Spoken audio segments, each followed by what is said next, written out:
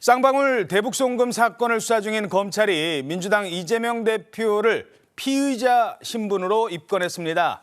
쌍방울이 북한에 300만 달러를 보낸 사실을 이재명 대표도 알고 있었다라고 판단을 한 것 같습니다.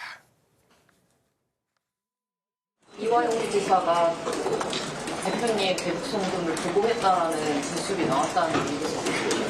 검찰이 수사를 해야 되는데 자꾸 정치를 하고 있는 것 같습니다. 정권의 지지율이 많이 떨어진 것 같습니다. 또 신작 소설이 나오는 걸 보니까. 그런데 아마 저번 변호사비 대납 소설 망했지 않습니까?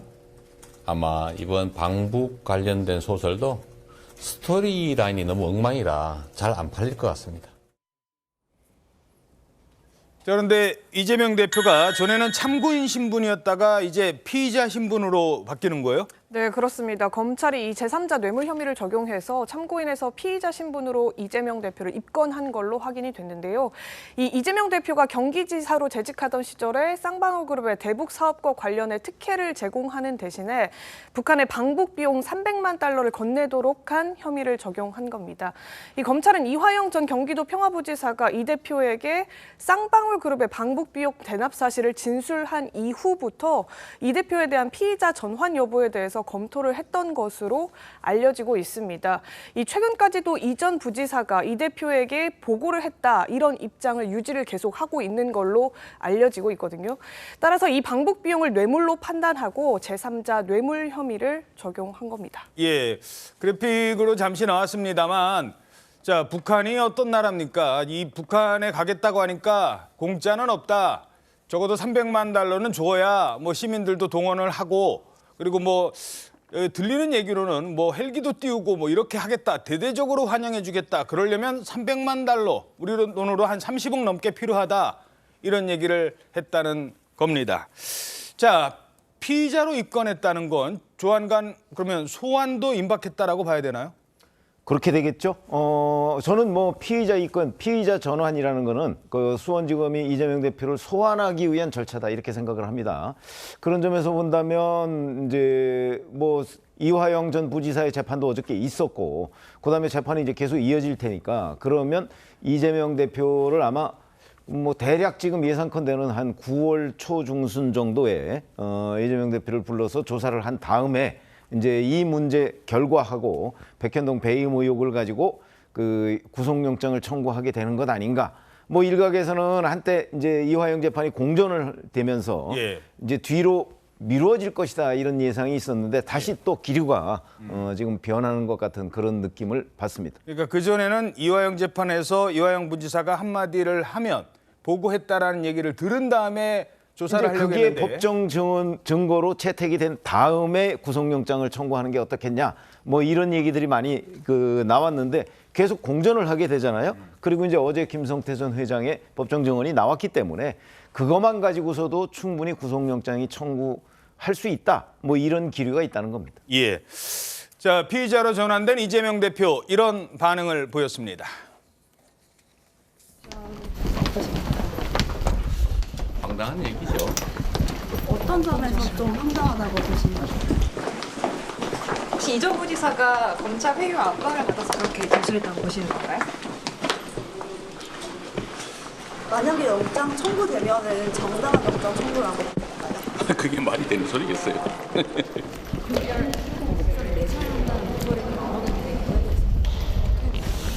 비회기 때 황당하게 청구해서 처리하는 게 좋지. 굳이 정치적 분란을 야기하려는 정치 공작으로 생각이 돼요. 9월에 하게 되면 어떻게 대처할 생각이신가요? 자, 이 황당하다는 반응 어떻게 보셨습니까? 근데 비회기 때 청구를 했으면 좋았을 텐데, 근데 비회기가 이제 7월 말부터 8월 15일까지였어요. 근데 이화영 부지사의 법정 증언을 못하도록 지연시키고 방해하고 한 게 누구죠? 지금 그것 때문에 이제 증거인멸 위증교사 이재명 대표의 최측근인 박찬대 최고위원이 이화영 전 지사 대신 그 지역구 대리 관리해주는 이우일 씨 만나고 그러고 나서 그 아내인 백모 씨가 민주당에 청원하고 재판 나가고 또 법정 부부 싸움하고 그리고 이화영 피고인이 원치도 않은 김영태라고 하는 또 변호사가 8월 8일에 와갖고 재판 속된 말로 깽판 치고 가고 뭐 이래가지고 빠르면 7월 25일에 이화영의 법정 증언이 가능했는데 어제까지 안 된 거 아닙니까? 한 달 이상 지연을 시켰어요. 그리고 예. 그 배후에 지금 법정에서 검찰이 얘기하는 게 누군가의 무슨 뭐라 그래요? 미션을 받고 온 거 아니냐 뭐 이런 얘기들이 지금 나오고 있는 거 아닙니까? 검찰이 그렇게 또 얘기를 예, 했죠. 검찰은. 그러니까 이제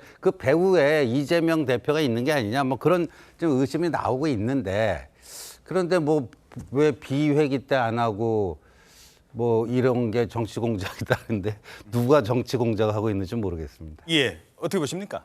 이재명 대표 입장에서는 황당할 수밖에 없죠. 왜냐하면 이 사건은 이재명 대표도 아까 말씀하시다시피 변호사비 대납 사건에서 시작했습니다. 그리고 작년 내내 쌍방울과 이재명 대표 관련성은 변호사비 대납 문제였고요.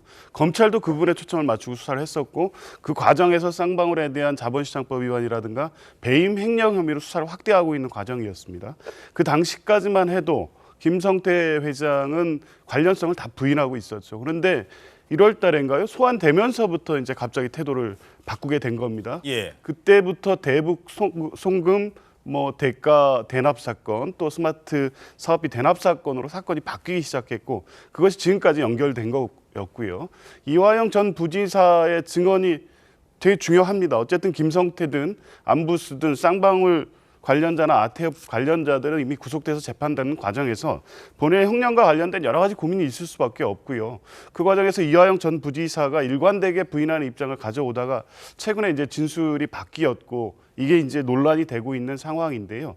어쨌든 이재명 대표에 대해서 협의 사실이 인정되기 위해서는 김성태 회장의 진술만을 가지고는 부족합니다. 왜냐하면 본인의 이해관계에 따라서 어떤 진술하는 거기 때문에 신빙성이 의심될 수밖에 없거든요. 결국 그 매개가 되고 있는 이화영 전 부지사의 진술의 신빙성이 중요한데 지금 검찰에서 바뀐 진술에 대한 어떤 증거 능력 부분이 아직 법원에서 채택되지 않고 있는 상황이기 때문에요. 이런 부분은 지켜봐야 되지만 어쨌든 전체적으로 이렇게 진행된 사건이 이재명 대표를 겨냥해서 이재명 대표를 쌍방울 대북 사건과 묶기 위한 사건으로 진행이 되어 왔다. 이렇게 판단할 수밖에 없는 상황이라고 봅니다. 자, 이화영 전 부지사 재판은 우여곡절 끝에 재개는 됐습니다. 재판 하루 전날에 변호인이 사임하면서 7월 25일, 8월 8일 그리고 어제도 파행되는 것 아니냐라고 예상들을 했는데 하지만 이번엔 판사 역시 더 이상은 안 되겠다라고 판단을 한 것 같습니다. 어떻게 진행됐습니까? 예, 이 결국 재판 그 하루 전에 해광 변호사들이 사임을 하게 되면서 재판이 다시 공전되는 것 아니냐 말씀하신 대로 그런 관측들이 나왔었는데 다른 3명의 변호사들도 있긴 한데요. 모두 불출석해서 이화영 전 부지사 혼자 재판에 참석을 했었습니다. 처음에 이 전 부지사는 사선 변호사를 다시 선임할 수 있도록 해달라 이렇게 재판부에 요청을 했는데 예. 재판부가 더 이상의 재판 지연은 안 된다 이렇게 만류를 했고 더 이상은 안 된다. 예, 국선 변호인을 선임해서 그래서 오후에 재판을 진행시켰습니다. 이로써 이화영 전 부지사 부인이 해광 변호사를 해임한 이후에 비로소 한 달 만에 바로 어제 재판이 재개가 된 겁니다. 예. 자, 어쨌든 이번 재판 변호인을 둘러싸고 황당한 공전을 거듭해 왔는데 그런데 이렇게 보는 시각도 있습니다. 같은 민주당에 있는 의원도 글쎄 과연 이렇게 가는 게 이재명 대표에게 유리할까? 그렇지 않다라는 평가도 나오고 있습니다. 이화영 지사의 진술이 유지가 되느냐 마느냐 또 이것도 굉장히 중요한 거 아니겠습니까?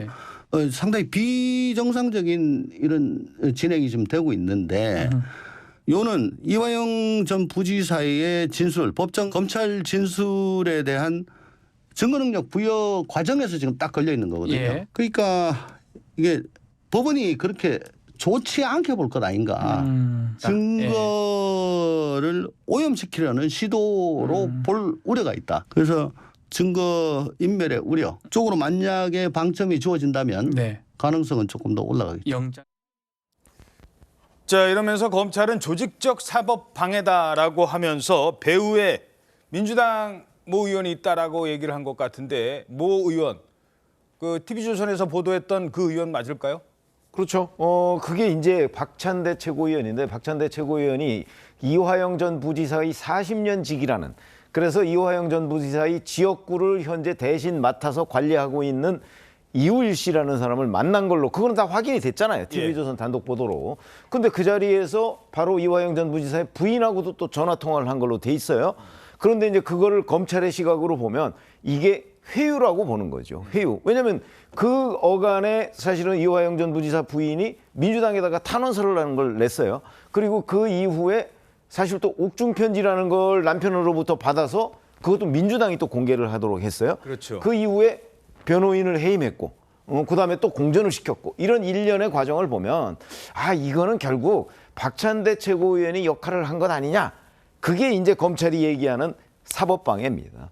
그래서 그 부분은 이제 앞으로 아마 검찰도 계속 들여다볼 거예요. 박찬대 최고위원이 과연 그 이우일 씨를 만나서 무슨 그 얘기를 하고 어떤 대화를 나눴는지. 박찬대 최고위원은 자기는 회유한 적이 없다고 얘기하지만 검찰이 그걸 뭐 다 믿겠습니까? 예. 그러니까 그 부분을 들여다보고 할 텐데, 여하튼 검찰의 의심은 박찬대 최고위원이 회유를 한 것으로 지금 보고 있기 때문에 아마 이 부분에 대한 수사도 계속 진행이 될 걸로 보입니다.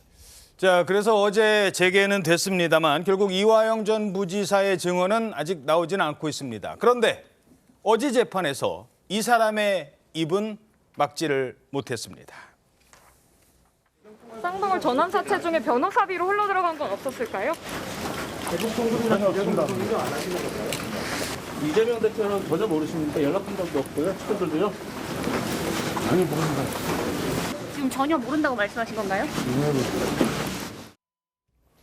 자, 처음에는 저렇게 부인하던 김성태 전 회장이었습니다만 어제 재판에서는 쌍방울이 300만 달러 대신 송금해 준 거 맞고 요청받아서 한 거고, 이것도 이재명 대표도 당시 지사도 알고 있을 것이다. 이렇게 지금 주장을 하고 있어요. 예, 그런 말을 직접적으로 꽤 여러 차례 했는데요. 이 대표에게 일일이 얼마를 주겠다 이렇게 꼬치꼬치 설명을 한 것은 아니지만 그때 뭘 할 때마다, 그러니까 본인이 뭘 실행할 때마다 통화를 이 대표와 했다 이렇게 얘기를 하면서 그 통화 자체가 이 대표에게 암시적 통화라고 여겼다 이렇게 말도 했습니다.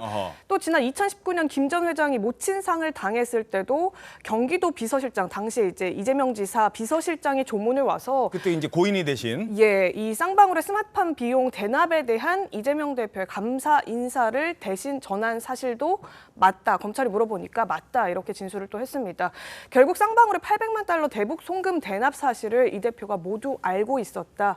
이런 취지로 진술을 한 겁니다. 암시적 통화였다.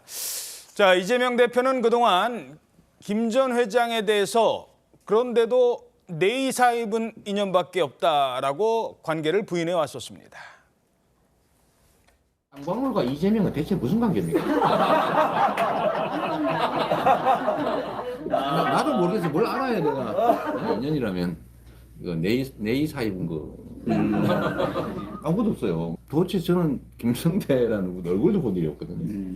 근데 그분이 왜 제 변호사비를 내며 받은 사람은 대체 누구냐 그럼? 그 사람 잡아가든지. 자, 서로 제일 힘들 때, 상을 당했을 때 대리 조문도 왔었고 전화 통화도 여러 번 했었고, 물론 이재명 대표는 잘 기억이 나질 않는다라고 하고 있습니다만, 자, 그런데 내의 사입은 기억밖에 없다. 이 진술을 어떻게 보십니까? 그러니까 저거는 거짓말이라고 봐야 되겠죠. 왜냐하면 지금 그 김성태 회장이 이재명 당시 경기지사한테 직접 전화 건 건 아니지만 누군가가 통화를 해갖고 바꿔갖고 이 통화한 게 4-5번은 됩니다. 그리고 그게 시점하고 장소까지 다 특정이 돼요. 그리고 이재명 대표도 나중에 술자리에서 누군가가 해가지고 이렇게 옹격결에 받은 거는 같은데 정확히 기억은 안 난다 이런 건데요. 근데 저는 여기서 얘기하고 싶은 게 김성태 전 회장이 법정 진술도 중요하고 또 이화영 전 부지사가 또 법정에서 뭐라고 검찰 조사 때 한 얘기를 그대로 인정하는지 안 하는지 이거 굉장히 중요합니다만 그게 없어도 저는 이재명 대표에 대한 무슨 제3자 뇌물죄의 적용은 충분히 가능할 정도로 이미 검찰이 유력한 증거를 다 확보한 거 아니냐 보여지는데 저는 그게 뭐라고 보냐면 지난번에도 한번 말씀드렸지만 안부수 회장 증언. 안부수 회장 증언으로부터 비롯된 문재인 정권 국정원 내부 문건입니다. 예. 국정원 정권 내부 문건에 그 스마트팜 관련 그 얘기가 다 나오고요. 그러면 스마트팜이 그 500만 달러 아닙니까? 그럼 나중에 스마트팜 비용이 2019년 상반기고요. 그 다음에 그 대북 그 이재명 방북 비용이 후반기 아닙니까? 하반기. 예, 그러면 그 국정원에서 그 전반기에 있었던 스마트팜 비용을 파악했는데 하반기에 있었던 그런 300만 불은 파악하지 못했을까? 저는 그렇지 않다라고 보거든요. 그러니까 예.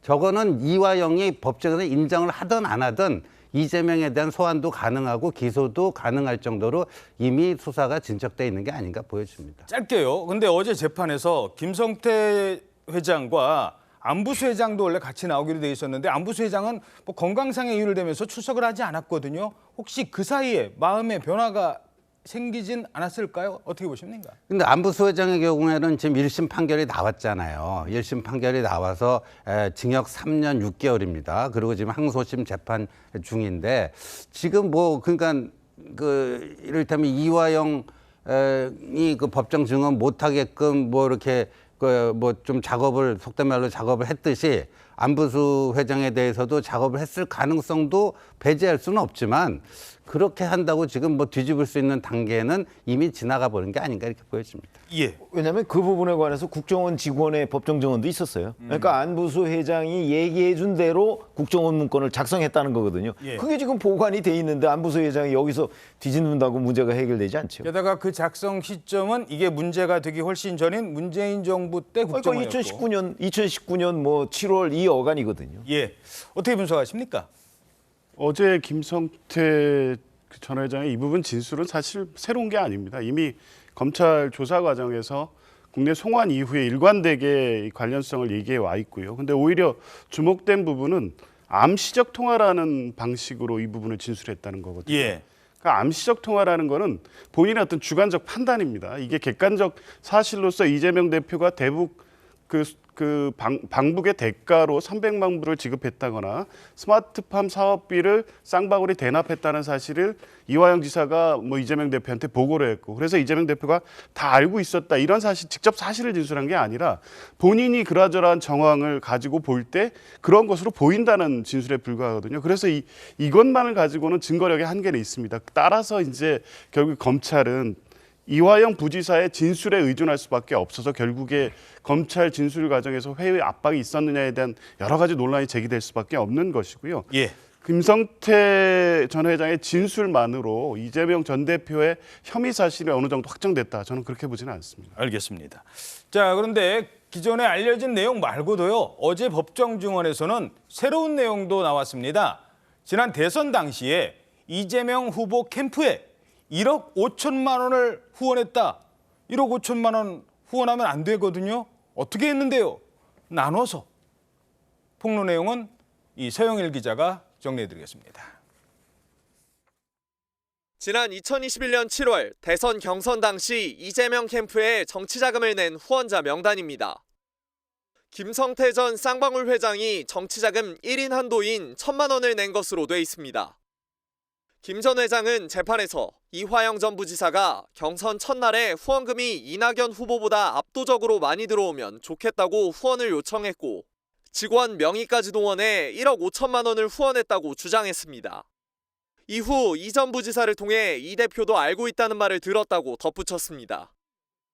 김 전 회장 말대로라면 쌍방울과 이재명 대표 측 모두 쪼개기 후원을 금지한 정치자금법을 위반한 겁니다. 김 전 회장은 이재명 대표와 2차례 통화했는데 스마트팜 사업 비용 500만 달러와 이 대표 방북비 300만 달러를 대납하기로 약속했을 때였다고도 증언했습니다. 김 전 회장은 이 대표도 알고 있는지 확인하기 위한 암시적인 통화였다고 설명했습니다. 검찰은 이 대표를 제3자 뇌물 혐의로 입건하고 소환 시기를 저울질하고 있습니다. 황당한 얘기죠. 검찰은 이르면 이달 말쯤 이 대표를 소환해 쌍방울의 대북 송금을 알았는지를 집중적으로 조사할 예정입니다. TV조선 서영일입니다. 자, 우리는 흔히 정치인들 후원하려면 한 10만 원 그래야 나중에 연말정산 때 또 돌려받으니까 이 정도 생각하는데 자, 정치권 오래 취재하셨으니까 최병묵 위원님 쪼개기 후원금이라는 게 뭐예요 구체적으로? 그 정치자금법에 보면 개인이 후원할 수 있는 한도가 있고요. 법인이 후원할 수 있는 한도가 있고 그것도 또 대선 후보자한테 후원할 수 있는 한도가 또 별도로 국회의원 별도로 다 이렇게 규정이 돼 있습니다. 그러니까 그 개인이 낼 수 있는 그 후원금의 한도가 있어요. 예를 들어서 국회의원의 경우에는 500만 원. 아마 대선 후보의 경우에는 1,000만 원으로 보여요. 이렇게 되니까 1억 5천만 원을 하려면 적어도 15명이 후원할 수 있는 최대 한도를 해야 되는 거예요.